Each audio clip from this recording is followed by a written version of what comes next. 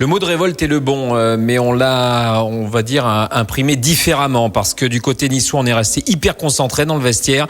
Du côté de Troyes, on était un petit peu décontracté. On a regardé le match du Paris Saint-Germain, justement. On était un petit peu sur la pelouse. Donc, de la concentration d'un côté et de la décontraction de l'autre. Mais regardez, sur la pelouse, c'est un tout autre visage que l'on voit des Niçois, comme dans le schéma de la semaine passée, qui tentent dès la première minute une frappe au but avec Ederson, souvenez-vous, auteur d'un doublé, dont un but magnifique face aux Girondins de Bordeaux. 30 secondes plus tard, c'est Balmont qui essaye.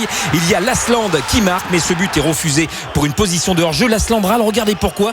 Parce que Monsieur Aurillac refuse ce but et pourtant, c'est bien Faye qui va remettre en jeu Lilian Lasland. Alors, où commence et où finit le hors-jeu passif? Là, ce sera le grand débat de cette journée. En tout cas, on demande de l'attention, mais le jeu va se durcir. Regardez Balmont sur Matuidi.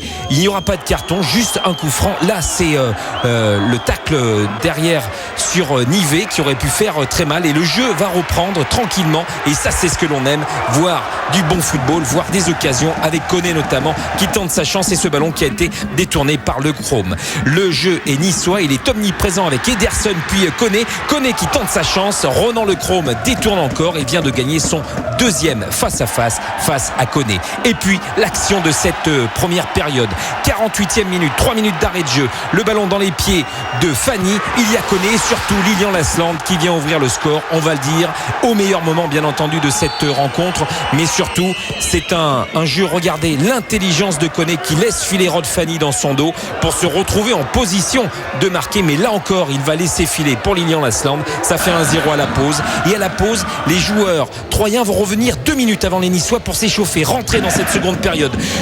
Furlan veut absolument voir ses joueurs omniprésents devant, et c'est ce qu'ils font avec ce bon ballon de Gigliotti ici qui est détourné. Il y a peut-être une faute de Lloris, c'est ce que demandera Barbosa, mais en tout cas il n'y a pas de faute. Regardez, Cédric Barbosa s'écroule, bonne sortie de Lloris, un coup franc pour Lachuer, la sortie de Lloris, ce ballon dans les pieds de Fanny, cafouillage, et là il aurait pu y avoir pénalty, une faute de Lasland sur Cédric Barbosa. Il n'y avait que 1-0 et on jouait la 15e minute de cette seconde période.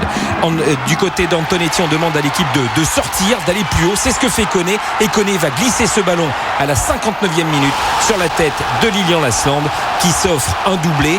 Elle réagit bien, cette équipe niçoise, on va dire au plus mauvais moment, parce que Troyes était en train de faire souffrir l'OGC Nice, et là à ce moment-là avec ce 2-0, ça fait très mal. Le week-end dernier, c'est Ederson qui avait marqué un doublé, là c'est Lasland, la joie de Lloris, le gardien international espoir, et Lasland qui veut récompenser les efforts de Koné dans cette rencontre. Sortie de Le Chrome qui le gêne, mais derrière Ederson a suivi, et toute l'intelligence du Brésilien fait la différence pour son 6e but de la saison.